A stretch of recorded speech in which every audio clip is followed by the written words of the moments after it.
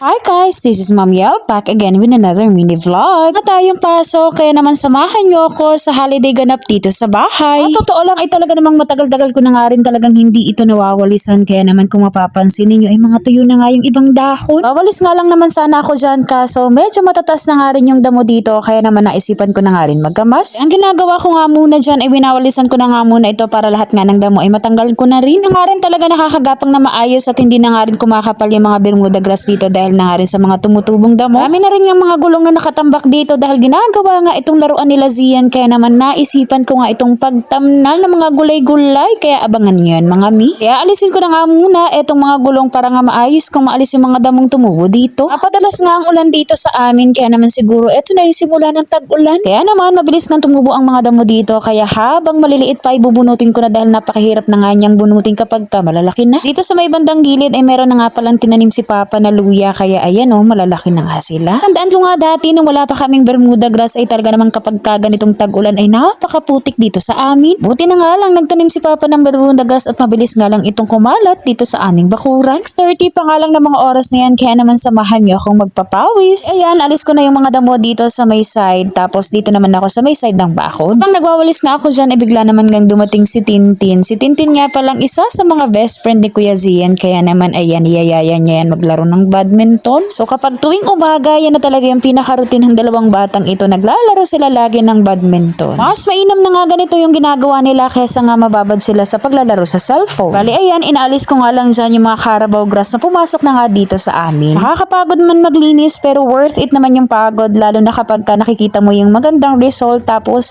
mas naging maaliwalas yung side na to. Bali ayan, para nga hindi ako pabalik-balik doon sa basurahan, kaya naman kinuha ko na nga rin itong drum na to para dito ko na nga ilalagay. Tapos kinuha ko na rin nga pala yung dustpan para nga mas mabilis kong madadakot yung mga dumi dito, tapos sinanggal ko na rin nga pala yung Carabao grass pa dyan sa may side. Tapos habang naglilinis nga ako dyan ay meron ngang nakaalpas ulit na baboy damo, kaya naman binugaw ko nga yan dahil nilalaroan nga itong mga alagang manok ni Don Makmak. Nung makaalis na nga yung baboy damo ay agad naman nga akong bumalik dito at nakita ko nga itong langka na tinanim ni Don Makmak na malaki na at kailan niya kaya ito ililipat. Habang abala nga ako dyan maglinis ay bigla naman ngang dumating si Ate Linda dahil meron nga daw siyang tindang usbon. Bali ayan, 190 pesos nga ang kalahating kilo, talaga namang mapapalunok ka sa presyo ng usbon, pero dahil nga sa meron tayong patola, masarap nga itong ihalo. Bumili nga lang ako dyan ng kalahating kilo at agad naman nga itong nilinisan, tapos ilalagay ko nga muna yan sa rep dahil maaga pa naman. Bali sa chiller ko nga lang yan nilagay dahil lulutuin ko naman nga yan mamaya, tapos nakaramdam nga pala ako dyan ng gutom. Tapos syempre kailangan natin ng heavy breakfast, kaya naman pinabili ko dyan si Zia ng tinapay. Kain po tayo ng almusal. Favorite ko talagang Spanish bread ever since the world began. Fast forward, bali 9:30 na nga pala ng mga oras yan at ito nga pala yung nabili kong patola sa school at agad ko naman nga itong binalatan. Tapos ko na maihanda lahat ng ingredients na kakailanganin ko sa pagluluto ay agad naman nga ako dito nagsalang ng kawali, tapos nilagyan ko yan ng konting oil. Bali ayan, konting oil nga lang pala yung nilagay ko, tapos lutuin ko na nga muna itong hipon at nung maluto na iset aside na muna natin yan mga. With same pan, naglagay nga lang ako dyan ng konting oil, tapos gigisahin ko lang itong bawang at sibuyas, tapos naglagay ako dyan ng tubig. Ayan, dinamihan ko talaga yung tubig dahil meron tayong kasamang dalawang bata at aantayin lang natin yung kumulo. Nung kumulo na, agad ko naman ngang nilagay etong patola. Bali ayan, niluto ko nang muna ng konti etong patola, saka ko naman nilagay etong miswa. Bali isimmer lang natin yan for about 2 minutes, tapos naglagay pala ako dyan ng Knorr shrimp para talagang malasa yung hipon dito sa ating niluluto. Makaluto na nga ako, agad naman ngang kumain si Kuya Zian dahil favorite nga nila ang hipon. Kaya anafa, see you on my next vlog. Please like, follow and share. Salamat sa panonood.